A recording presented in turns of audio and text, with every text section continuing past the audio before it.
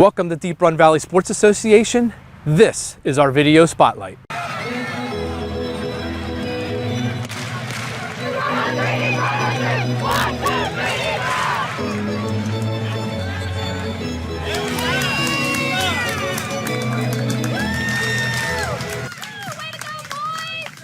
So today we're going to talk to Mark Zickler. Mark was the baseball commissioner here in the early 2000s.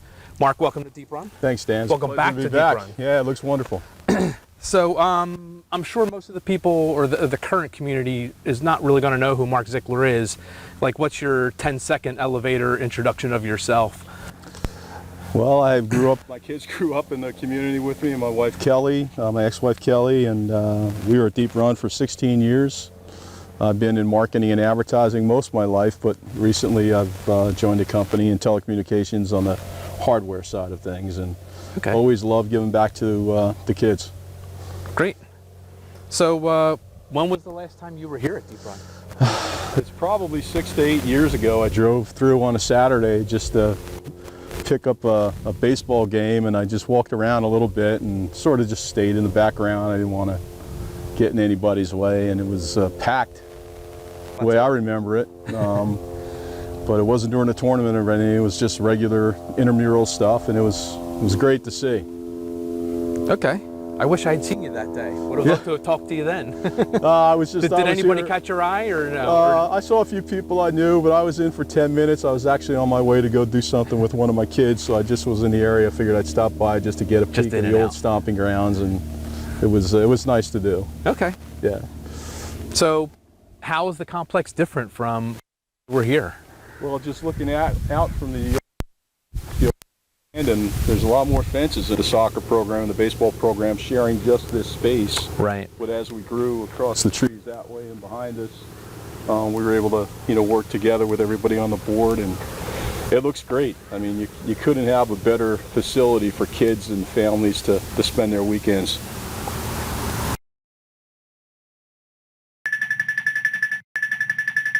Hi, we're here with Mark Zickler, Commissioner of Deep Run Baseball from the early 2000s.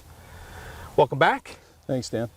Mark, what were some of the challenges that you faced running the baseball program back in the 2000s? Well, one of the first things I remember was we had to coexist with our soccer program, which was very substantial. As I look around here, years ago, we used to share a lot of these fields that are now softball and baseball fields, until we were able to acquire the land behind the trees, behind the clubhouse, and then back behind the Connie Mack field.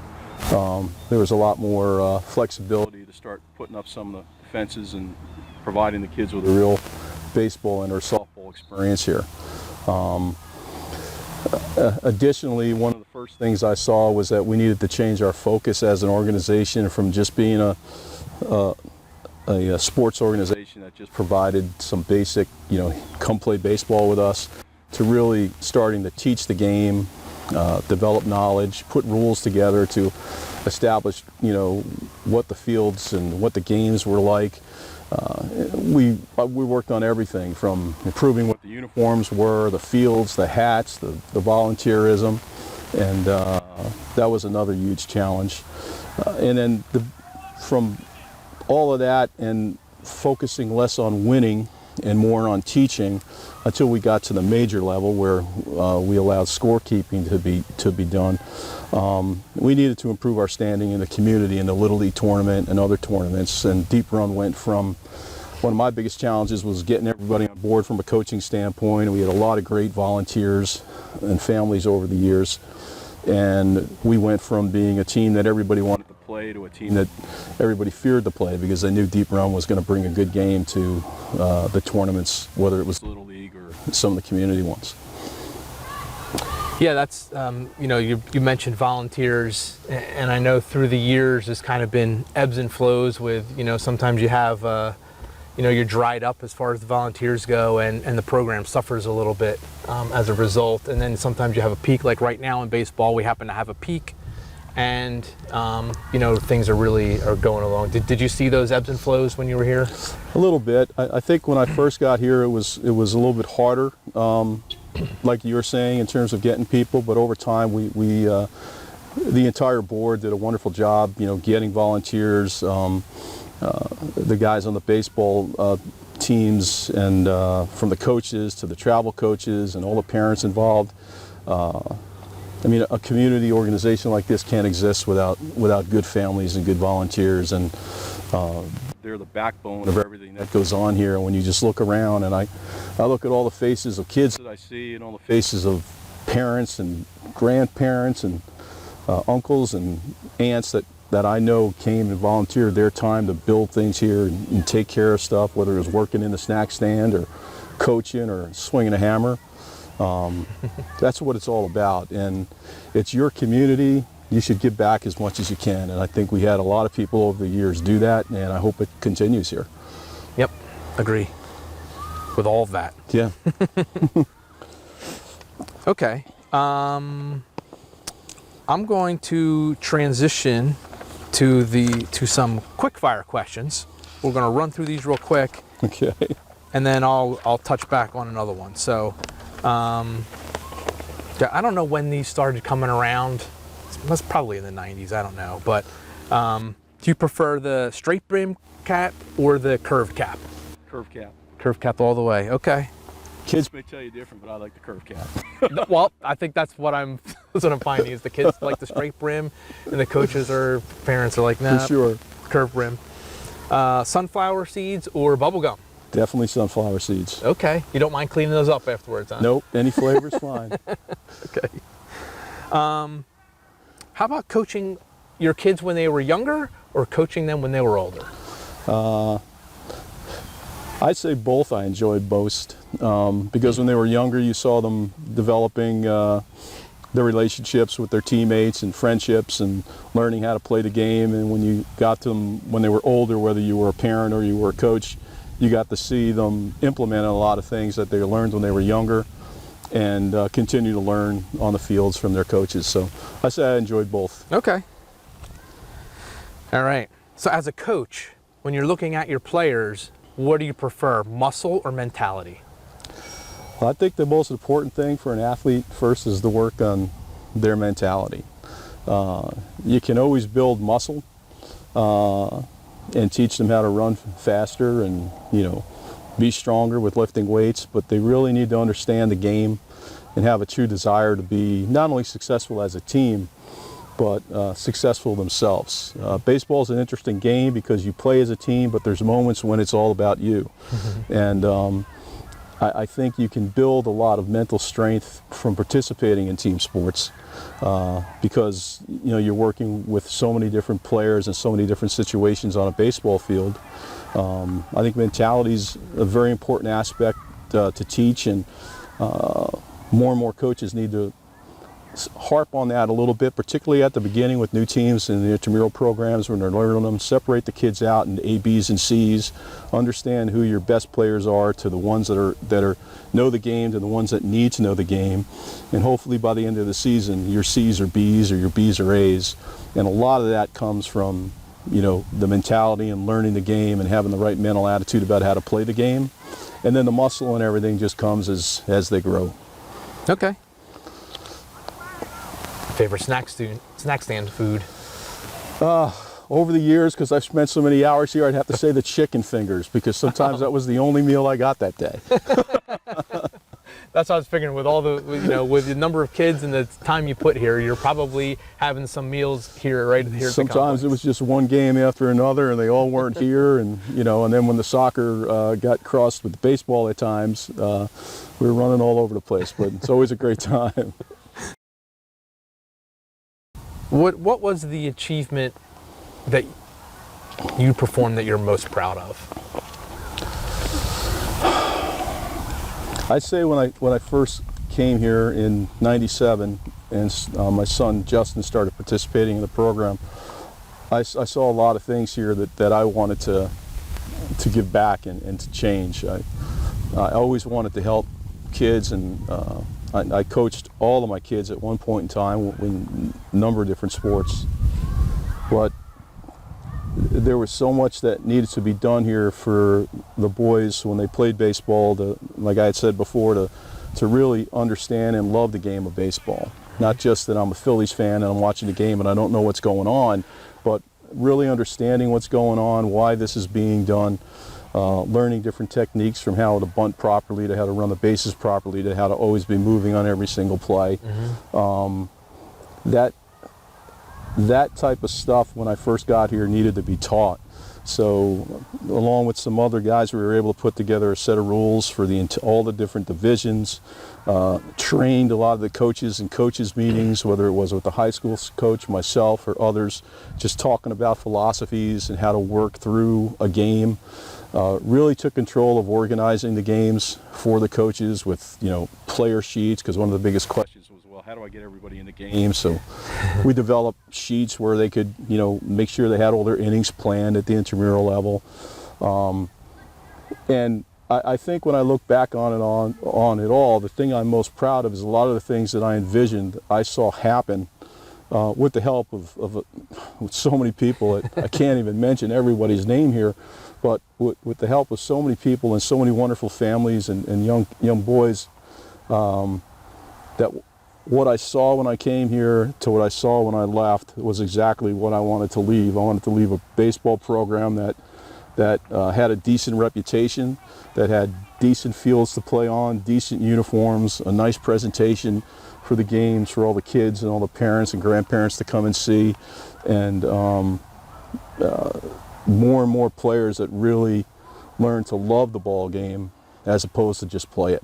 And I think that was probably the one thing I'm most proud of. Okay. Well, I can tell you that a lot of what you just described is the roots of that are still in place now. Some of the documentation that you've created still exists now, with some, some tweaks here and there. Yep, I'm sure. But I mean, that really has been the template here for, even still now since then. So that's wonderful to hear. It's a great foundation that that you built here, and we've been able to kind of build up from there. So thank you. Like I said, peaks and valleys. Sometimes it starts to look a little, sloppy, but we get some rejuvenation, and it looks really good now. So yeah, I appreciate that. But again, I'll say that it wasn't just me. It was all the folks that grew up with my kids here. Absolutely. And all the wonderful volunteers that helped make the things that I envisioned happen. Right. So. What's it like to be the president of an all-volunteer sports program? Fun. It's the first word I'll say. But when my family first came up here and walked the grounds, we knew it was the right place for us to be. Just the atmosphere and everything we saw that day, because there were games going on. And when I was asked to be the president, I felt a strong sense of responsibility to not only my family, but all the other families up here, to make sure that we provided a quality sports presentation for whatever I was involved with, particularly baseball for years, and make sure that everybody went away and they learned a little bit about the game and so forth. And it was fun overall, and I just wanted to do all I could to help improve the program here in my eyes, and bring the knowledge of the game that I felt that I've learned from my father and my coaches over the years to Deep Run. But it was at times challenging and at times rewarding. Right. Sometimes a thankless job, but also when I look around and at all the things that exist here today, and I think back of all the different people that were involved, it warms my heart to see that things are still continuing the way that I would have liked them to. Great. Okay. So a mentality type of a question is, how do you feel about having parents focus their kids in one sport versus playing multiple sports? Well, there's been so many things written and talked about on that subject over the years. Yeah. I feel that really is a personal family decision. There are obviously pluses and minuses to both sides of the equation. If you have an extremely talented baseball player, for example, or tennis player or golfer, and you see that they're going to excel there, then by all means that should be their focus. If they're a great athlete and they enjoy multiple sports and playing with their friends, then I would say go ahead and do that and have a good time. I've seen many kids who have played multiple sports over the years, excel up into college, and play college sports. 1% of us are lucky enough, if that, even coming out of college, to go pro. So I say it's all about the family experience that you're looking for, and it's really a personal decision from that family. I would say that there are a lot of coaches out there that will try to push families that you need to stop playing this and just play this. The bigger question is, what is the root of that question? Is it about the team, or is it about your son or your daughter? And that's really a personal family decision to me. Right. Okay.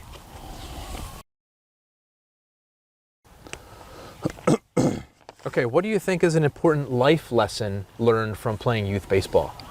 Well, most importantly, commitment to something, not only yourself, but to your teammates. Learning teamwork, learning how to win and lose at a certain age when it really becomes important, and the teaching part of it when they're younger is you've worked through that, and now it's time to really understand what winning and losing is all about. And hopefully carrying some memories of those times forever through your life, and friendships forever through your life. I think those are important things in youth baseball and youth sports in general, and just learning how to operate in a community, and your community's your teammates, and realizing at times that you can't always be the best at something, but you can always strive to be the best. I used to say all the time, always shoot for the moon, because even if you miss, you end up amongst the stars.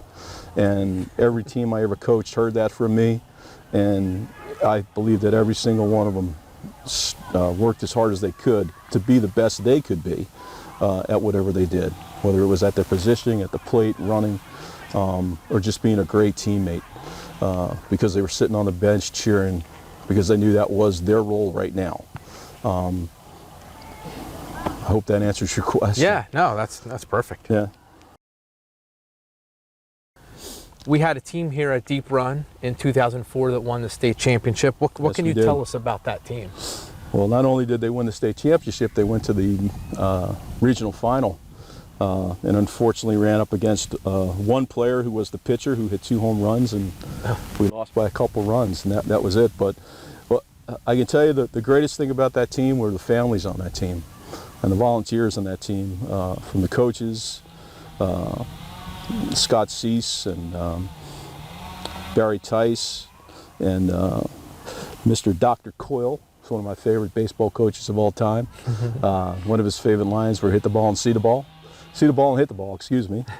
And it was just a great family. And the other thing that was great about that team is we took 2 of our better 11-year-olds and brought them up to that team, because the 11-year-olds in Little League, really the 2 big Little League championships were the 10 and 12-year-old years.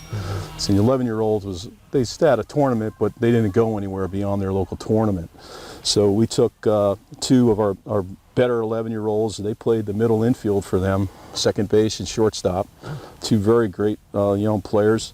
And that team just had so much fun every single time they played. Every game I got to watch them was just a joy, because it was really a team that you saw gelled perfectly. Of course, they had 2 young boys that spent a lot of time pitching and catching and switching back and forth. They had other parts that did some pitches for them too, but every kid played a role in that team, from the number 1 player to the number 11 player that was on that team, in terms of, if you want to say the word talent.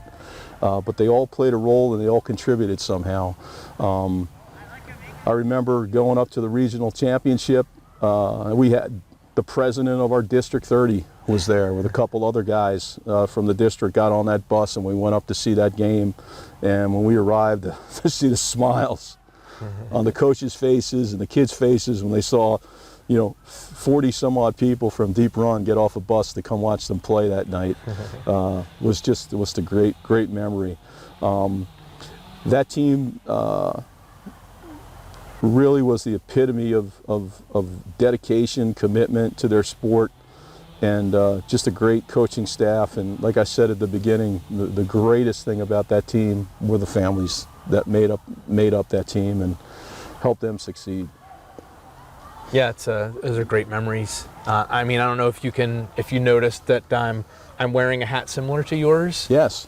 We had the boys back for opening day a few years ago, and we honored that team. I think I don't remember which boys, I can't rattle all the names off, but we had 5 boys come out, maybe 6 of them, and we gave them new hats. We refreshed their caps. Oh, that's and nice. There was 1 or 2 caps left over, so I'm like, all right, one of those is mine. So this is kind of in honor of that team. So several of those players on that team went on to play college baseball, went on to play some other college sports, or became nice hockey players and things like that. And a few of them were drafted into the majors. Yep. The Coyle boy, the Cease boy, Dylan Tice, who was one of the 11-year-olds on that team. Rocky Furrier, who also was one of the other 11-year-olds, has been a tremendous athlete and has done very well in some of the major local baseball leagues in this area as well. And it just goes to show you the commitment that they had and the level of talent that the coaches were able to instill in these boys. And they took the talent that they had and made it even better, and it was just a wonderful thing to see. We've had some other teams do well here in District 30, but that was the one team that went as far as they did. right. Yep. Okay. What advice would you give to parents in the community here? Well, this is your community. It's a little piece of the world, and get involved. Help where you can, whether you're pushing a broom, going in the concession stand, coaching, being a team mom or team dad, or mowing a field. Every little thing you do can make a piece of your world here at Deep Run and in your community better. Be kind to each other. I noticed some of the signs up in the dugouts here reminding people that these are just kids. We need to remember that constantly. Sure, some of them may go on to great things, whether it's in life or on the sports field, but be kind to each other, and every little thing you do can make a difference. And I think that's the most important thing that I could say to the community, is try to make a difference in not only your child's life here in sports, but everybody else's who they're possibly friends with or run into in their life here. I like that one. So on the Connie Mack scoreboard over here, there's a name, Gene Fix, I'm guessing is how you pronounce it. Yeah. I see that name there, and I don't know if anybody here in our current community knows who Gene is. Can you kind of talk to Gene a little bit? Do you know anything about him? I never met Gene personally, that I can recall, but Gene was a very good friend of the Deep Run program. I believe his kids grew up here, and when we were building that stadium, some of the guys that were involved had some conversations with Gene, and Gene wanted to do something, and they asked him if he would contribute X amount of dollars towards getting that field a new scoreboard, and he kindly and generously agreed to do that.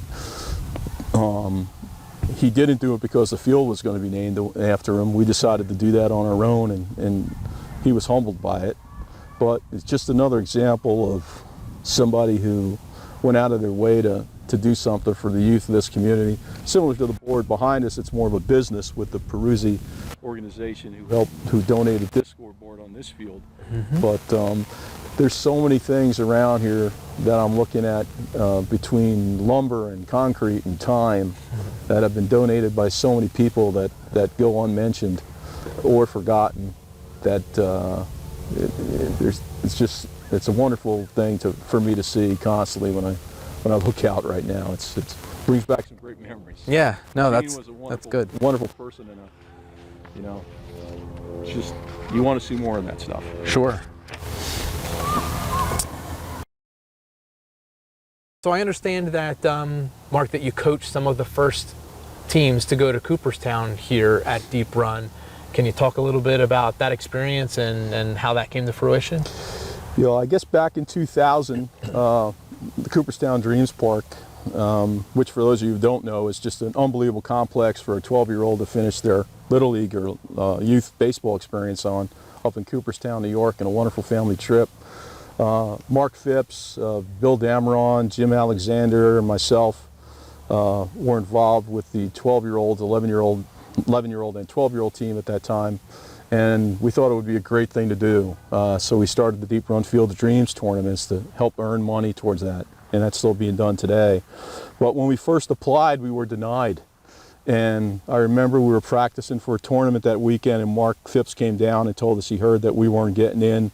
And we were pretty upset about it. All the kids were, the parents, we put a lot of time in. And then about a week and a half later, Mark came on the field, got everybody together and did one of those sad face things and turned it into a smile moments where he said, we just got asked to come up to Dreams Park. I think I saw 12 kids jump above these trees. They were so excited. But yeah, we've been going there now since 2001. I actually brought a pin for you, which is the first Deep Run pin that was created. Not as fancy as the ones today. Awesome. Yeah, I've seen the ones today. They could be pretty. But it's just the state of PA with Deep Run baseball on it. It was a pretty hot pin once we started winning up there. But it's just a wonderful experience. When we went the first time, there were 96 teams in 18 or 21 dugouts. Or places where you stayed, I should say. The kids stayed inside the camp with the coaches. You had a game or two every single day. You were up there the entire week. The families came up, rented houses from folks in the community, went to the Cooperstown Hall of Fame and all the different sites downtown. So from a family perspective, it's wonderful to get together and get the kids out of there and have a barbecue and do all that fun sort of stuff. From a baseball perspective, it's big bats, 70-50, a mound and total dirt infield, and you're playing against national AAU teams from states, and you're playing against some teams that save their best pitcher and they fly him up for the championship game. And I'm being serious, that's how serious some of this was. But I know the teams that I was involved with my son Justin, who's the first team, my son Cody. I was assistant on Justin's team, and I was a head coach for Cody and Dan's team when we went. We just had a wonderful time, and we always competed very, very well. I know when Scott Cease's team, the 2004 team, went up there after they unfortunately lost in regionals. The 11-year-old team was going to take their place.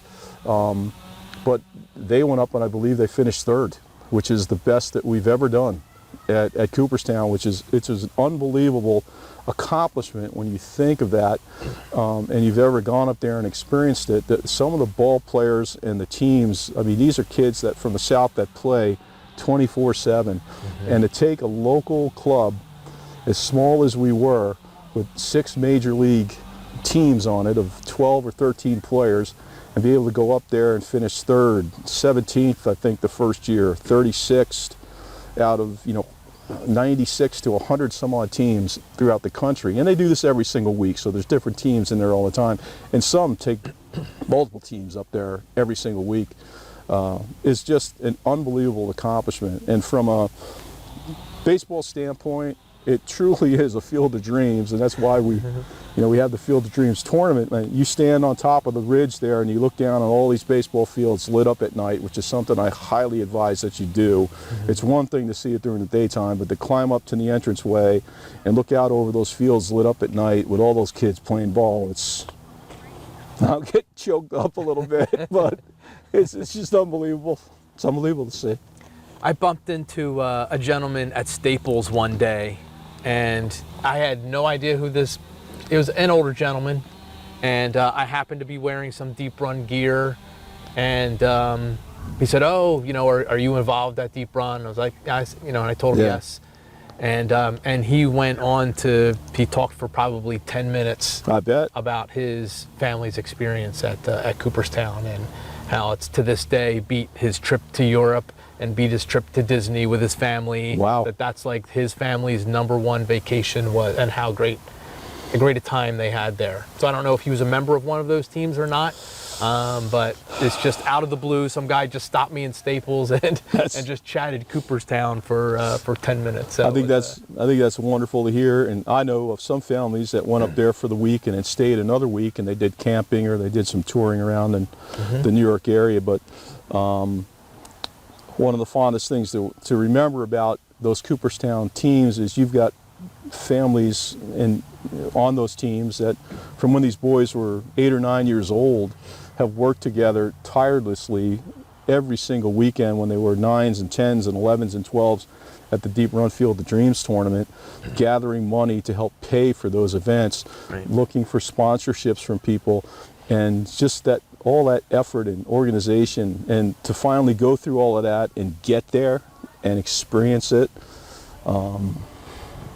Yeah, you're spending all those years investing in that trip, and to actually then go live it is. I can't think of one person that I was involved with that ever said, "Man, this wasn't worth it." Right. I mean, so many thank yous and just so many smiles, and that's what it's all about.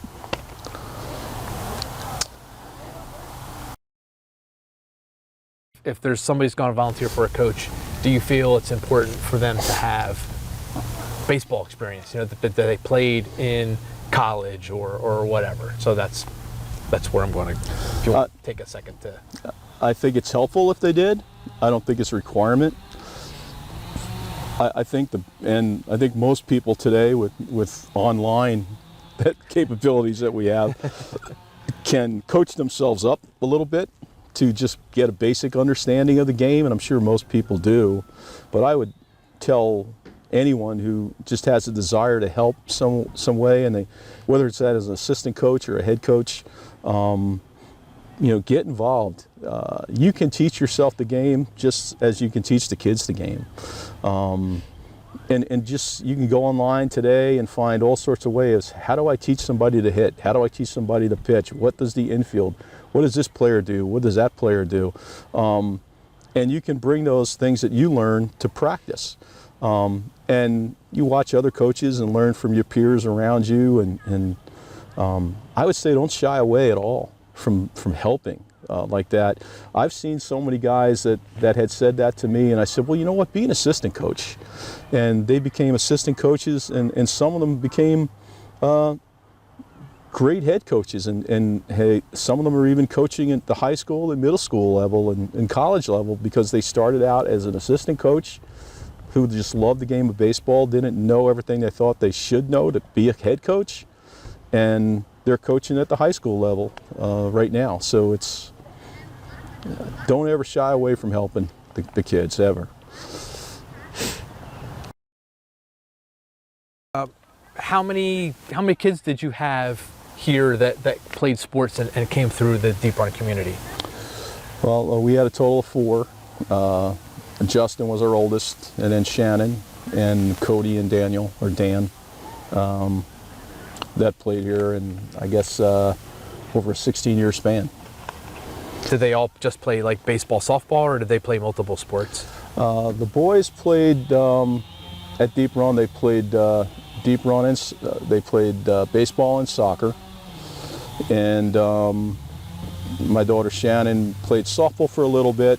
Didn't enjoy it too much. Would have loved to play baseball, but that was something as a family we decided she wasn't going to do. But she excelled here at soccer and basketball. All the kids, played sports here. How do they feel about their time playing here at Deep Run? How's that changed them?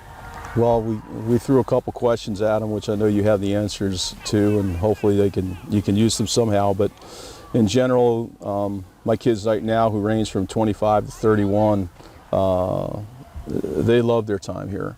Many of them have friendships that started here at Deep Run that continue today. They talk about fond memories from watching their siblings play to eating at the snack stand, and